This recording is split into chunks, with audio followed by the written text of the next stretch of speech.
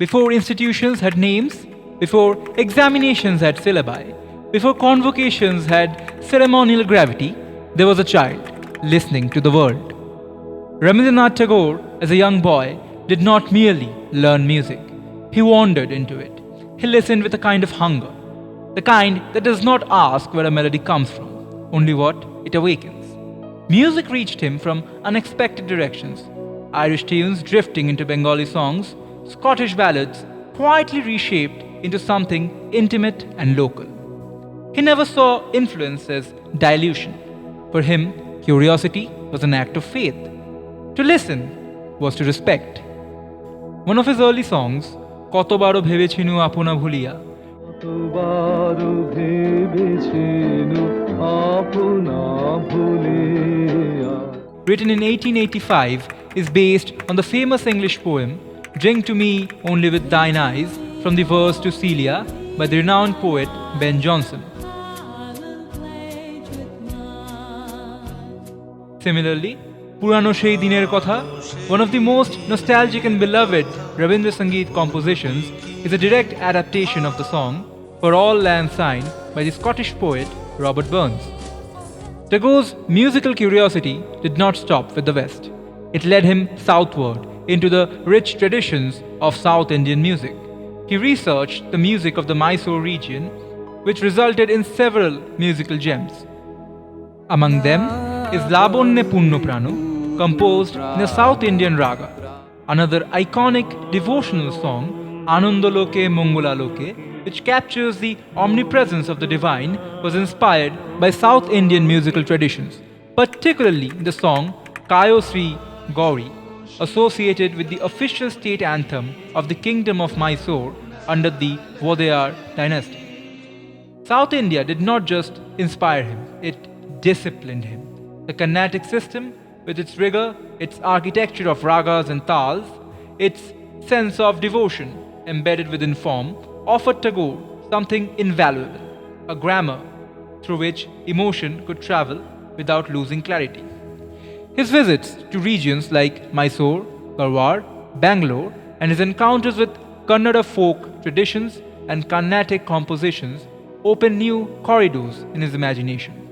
Tagore absorbed these influences not as a collector, but as a mediator. He simplified without flattening, translated without betraying. Through Rabindra Sangeet, he quietly built a bridge between North and South India, between emotional immediacy and classical discipline, between folk instinct and scholarly form. He proved that unity does not demand uniformity, and that culture grows strongest when it remains porous. This idea that culture is a living conversation, not a completed inheritance, is not something that belongs to history alone. It is an idea that continues to breathe today through the work of the Sarbabharatiya Sangeet or Sanskriti Parishad. Founded in Calcutta, a city long regarded as a nerve center of musical and cultural thought, the SSSP did not emerge merely to conduct examinations or issue certificates. It emerged with a philosophy that echoes Tagore's belief that art must be disciplined but never frozen, structured but never distant from life. The Parishad views music and culture not as isolated traditions but as system in dialogue.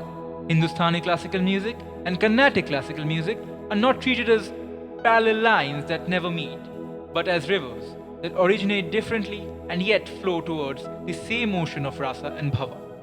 Folk traditions are not positioned beneath cultural forms but beside them as sources of authenticity, memory, and collective emotion. What makes SSSP distinctive is that this philosophy is not confined to words. It is practiced through structured pedagogy, rigorous assessments, teacher training, convocations, performances, and scholarly initiatives. The Parishad translates ideology into action. It is a platform that fosters global collaboration through workshops, seminars, art camps, symposiums, art exhibitions, and cultural programs. Culture here is not romanticized, it is cultivated. Over the years, this commitment has earned the Parishad national recognition. Its courses and examinations hold academic equivalencies. with respected universities and institutions validating not just skill but seriousness.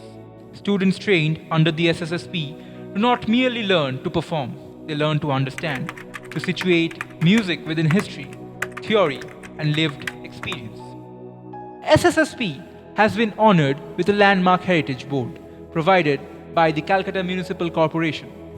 The Indian Postal Department has also honored us by issuing a postal stamp to commemorate our organization's 50th anniversary. Additionally, we have been allotted a piece of land for the creation of a university in Shiliguri by the West Bengal government. We are one of the only boards whose candidates can apply for appointment under the special cultural quota through their earned certificates. All over the globe, the Sarbabharatiya Sangeet or Sanskriti Parishad has over 8 lakh students, 9,000 teachers, and more than 2 crore alumni.